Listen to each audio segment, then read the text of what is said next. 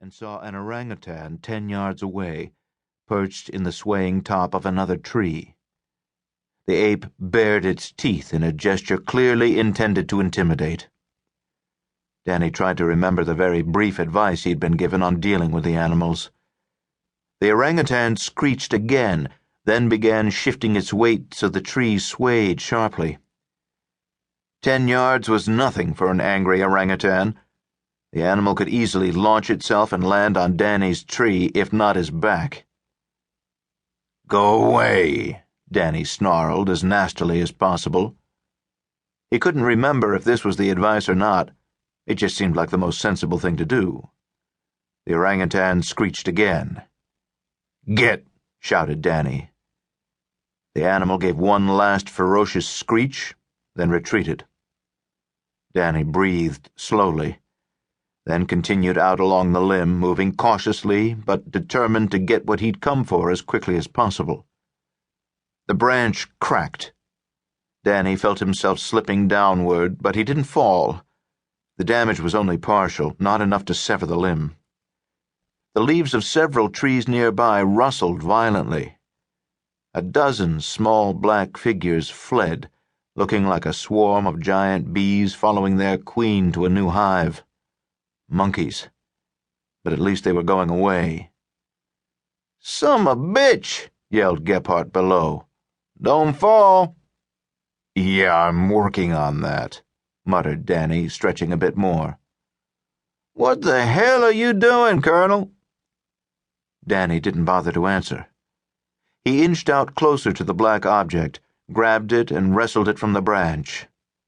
Just over 5 feet long, its skin was as smooth as polished stone. The end closest to Danny looked like the nose of a dolphin, with small round protrusions where the eyes would be. 2 oblong stubs marked the middle of each side. The rear looked as if it had been bitten by an animal 3 or 4 times larger than the orangutans that were now fleeing. The object was a little too cumbersome to carry down with him. Danny maneuvered it to an open space in the foliage and let it drop. Then he half shimmied and half climbed back down to the ground. He banged his knee as he went. It complained, quite adamantly, reminding him of every other time he had hurt it, which was quite a lot. It strongly implied that he had reached the age when he shouldn't be climbing in trees. "You gotta watch these monkeys," said Gephardt when he reached the ground. "They're pretty strong when they're mad." "Yeah," said Danny, trying not to make it too obvious that he was stretching his knee. "That's it, huh? That's from the airplane? The UAV, sorry. That's the part they didn't get?" "Yeah," said Danny, resisting the temptation to say something sarcastic. "That's what, from the fuselage? Where's the motor?" "Got me." Actually, he knew from the techies who'd been examining the UAV's capabilities from afar that it was likely the motor had broken off and recovered with the wings and rest of the aircraft by the rebels who were controlling it. But even though he was CIA, Gephardt wasn't cleared to know anything about it, so Danny kept the details to himself.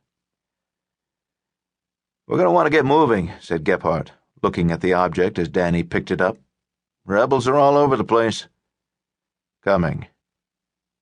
Danny turned the long fuselage around, making sure the glasses were recording every inch.